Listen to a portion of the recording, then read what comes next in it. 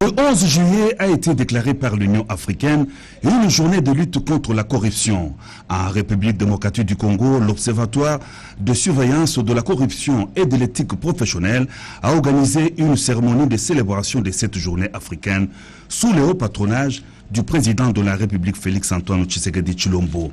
La lutte contre la corruption est un des piliers de l'action du président de la République qui a rehaussé de sa présence cette manifestation organisée dans la salle Panorama de Kempinski Fleuve Congo Hotel. Intervenant du haut de la tribune, le chef de l'État a d'entrée de jeu rappelé son indéfectible engagement à lutter contre la corruption sous toutes ses formes. La corruption a atteint au pays un statut de règle absolue, se présentant sous diverses formes, à telle enseigne que l'on est amené à dire qu'au Congo, tout peut s'acheter, diplôme scolaire, titre foncier, carte d'identité notamment. Le chef de l'État préconise des mesures efficaces pour faire face à ces fléaux. Une telle situation de corruption ne peut ni être tolérée, ni être entretenue. D'où la nécessité et l'urgence d'envisager de mesures essentielles et plus efficaces pour faire face à ce phénomène et de la sorte à ancrer la crédibilité du gouvernement dans sa quête d'une croissance inclusive et soutenue de la RDC. La première mesure reste le respect de l'état de droit. Le respect de la loi à tous les niveaux doit être notre guide.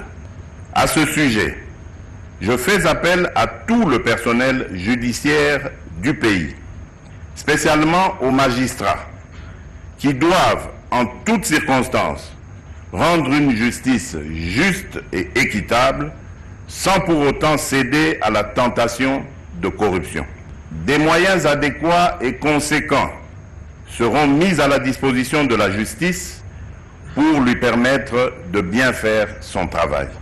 Loin de moi l'idée de minimiser l'approche préventive qui consiste à mener des actions allant dans le sens de sensibiliser et de moraliser la population sur les méfaits de la corruption et des actes asociaux qui lui sont proches pour l'essor socio-économique de notre pays. Ainsi, ces actions de sensibilisation viseront particulièrement les familles, cellules de base de la société et tous les secteurs sociaux. À cette double approche répressive et préventive doit s'ajouter le renforcement du cadre légal et institutionnel de lutte contre la corruption. Cela requiert de revisiter notre arsenal juridique et institutionnel de lutte contre la corruption et de mettre en place d'autres mécanismes et moyens plus adaptés à la mutation du phénomène de la corruption avec des sanctions plus dissuasives. J'insiste sur l'approche répressive pour lancer ainsi un message fort contre les intouchables corrupteurs et corrompus d'hier et d'aujourd'hui. Sous mon mandat, ces intouchables sont appelés à la reconversion par la stricte application de la loi. En conséquence, dans un avenir proche, je vais signer et déposer les instruments de ratification de la Convention de l'Union africaine sur la prévention et la lutte contre la corruption. Cette ratification permettra sans nul doute à la République démocratique du Congo de récupérer les avoirs et les produits de transactions de la corruption disséminés dans les paradis fiscaux au détriment du bien-être social du peuple congolais. Dans le même ordre d'idées, comme je l'ai indiqué dans mon message à la nation, je prends aussi l'engagement de pouvoir solliciter et obtenir du Parlement la modification de la loi électorale en ce qui concerne le mode d'élection des députés provinciaux, des gouverneurs et des sénateurs. Auparavant, le directeur général de l'Observatoire de surveillance de la corruption et de l'éthique professionnelle et le ministre d'État Michel Bongongo se sont succédés pour saluer la présence du président de la République à cette cérémonie, traduisant de son engagement personnel et sa détermination à s'attaquer à la corruption et à en réduire les effets dévastateurs sur l'économie de la RDC. Arrivé fait mandat en République démocratique du Congo, l'ambassadeur de l'Angola, José Joao Manuel, a fait ses adieux ce jeudi au président de la République, Félix Antoine Tshisekedi Tshilombo. Regardez. Le président de la République, Félix-Antoine Tshisekedi Tshilombo, a échangé jeudi 11 juillet 2019, dans l'après-midi, en son bureau de travail de la Cité de l'Union africaine, avec l'ambassadeur de la République d'Angola, arrivé fait mandat en République démocratique du Congo, José Joao Manuel, qui est allé faire ses adieux au chef de l'État congolais, a exprimé sa gratitude au peuple congolais pour son hospitalité et son amitié envers le peuple angolais. Je suis venu ici voir son Excellence le Président de la République pour présenter mes salutations d'adieu et en même temps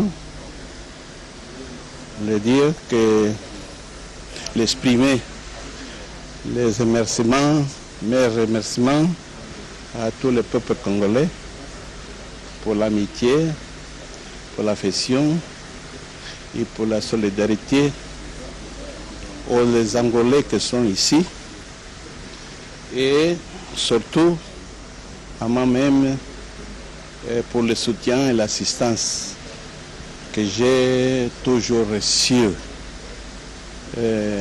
au cours de mon travail ici.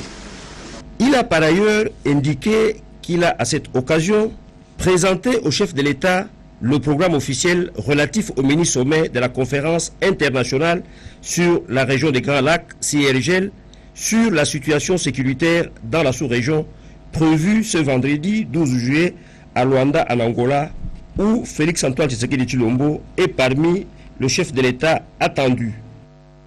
Revenons en arrière pour parler de la corruption, une gangrène en République démocratique du Congo. Je le dis, elle a un impact négatif sur l'économie nationale et empêche l'État d'organiser le social de la population.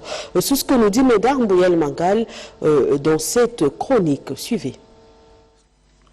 3 faits, 3 secteurs d'activité résument des défis que le nouveau président de la République démocratique du Congo est appelé à relever au cours de son mandat. Il s'agit de la trilogie sécurité, restauration de l'autorité de l'État et sociale. La sécurité est indispensable pour un pays convoité comme la République démocratique du Congo. Question de faire face aux prédateurs représentés par des multinationales et des groupes armés étrangers, à l'instar des FDLR, des ADF NALU, qui opèrent sur le territoire national comme sur des espaces conquis, des biens sans maître. L'autre dimension de la sécurité concerne des groupes armés locaux qui menacent également la paix intérieure. Tous ces acteurs visibles et invisibles contribuent à ternir l'image de la République démocratique du Congo. Le deuxième défi englobe toute une vision du monde, celle de la restauration de l'autorité de l'État. La restauration de l'autorité de l'État suppose la discipline à tous les niveaux pour remettre tout le monde au travail, mener une guerre sans merci contre la corruption qui gangrène l'économie nationale et rend le pays vulnérable vis-à-vis des tiers. Cette perspective ouvre la voie à une bonne distribution de la justice en vue de mettre fin à l'impunité. Toutes ces batteries de mesures auront pour finalité rebâtir le social. Le peuple congolais a trop souffert depuis des années 1980 des politiques dites de rigueur imposées par le Fonds monétaire international, politiques qui n'ont servi que des dirigeants. Moralité, des salaires de misère ne permettent pas aux travailleurs de prendre en charge la scolarité de leurs enfants, d'avoir un accès aux soins de santé de qualité, de nourrir leurs familles. D'une manière ou d'une autre, l'État congolais a institué une inégale répartition des ressources. Le gros du budget de l'État est consommé par des institutions politiques. Le petit reste est destiné à la paie des agents de l'État. Dans ce tableau, il n'y a presque pas de la place pour des investissements. Dans une même administration et avec le même diplôme, les salaires et les primes sont versés aux uns et privés aux autres, selon que l'on est attaché au ministère des Finances, budget, plan pour le premier groupe, et des affaires sociales, de la culture ou de la fonction publique proprement dite pour le dernier groupe. La question du social prend toute sa pertinence quand on sait que près de 16 000 candidats se sont lancés dans la course des législatives nationales pour 500 sièges. L'explication est bien simple.